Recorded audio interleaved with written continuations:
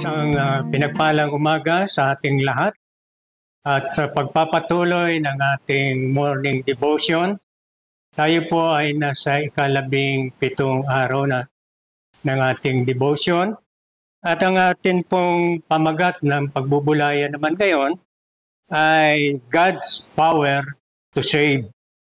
At ang atin pong batayan ay matatagpuan sa Romans 1:16. For I am not ashamed of the gospel, because it is the power of God that brings salvation to everyone who believes.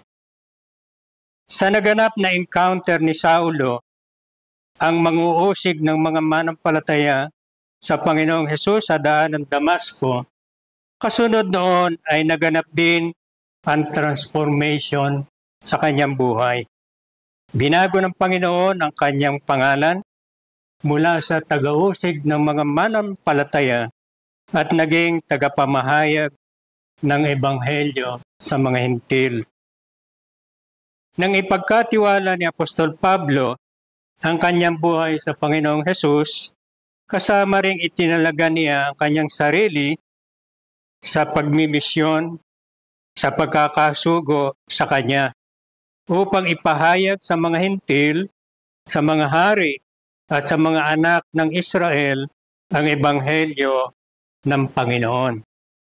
Ganoon din naman sa ating mga mananampalataya na maging malinaw sa atin ang role o ang tungkulin na kinakailangan nating gawin at tuparin sa ating buhay ng buong sikap.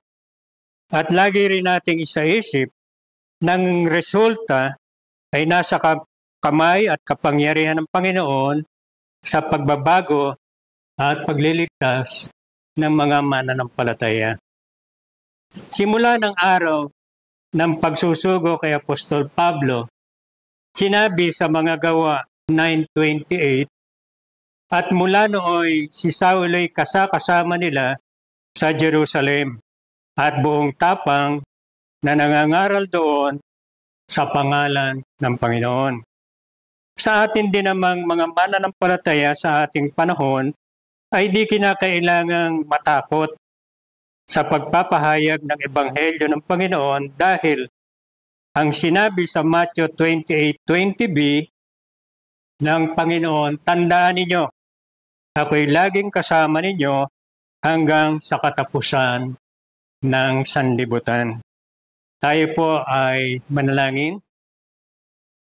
Panginoon naming Diyos na makapangyarihan sa lahat, salamat po sa pribilehyo na makabahagi sa dakilang atas ninyo, na upang ipahayag ang balita tungkol sa Panginoong Hesus sa lahat ng mga tao. Kinikilala rin namin na ang pagliligtas ng mga kaluluwa ay tanging nasa inyong kapangyarihan. Kaya't hindi nawa manghina ang aming kalooban, anuman ang maging resulta nito. Tulungan po ninyo kami na maging matapat sa pagtupad sa inyong ipinagagawa sa amin, sa pangalan ng aming Panginoong Hesus. Yan po ang ating naging pagbubulay. At muli iniimbitahan ko kayo bukas na muling magsama-sama sa pakikinig ng ika-18 na pagbubulay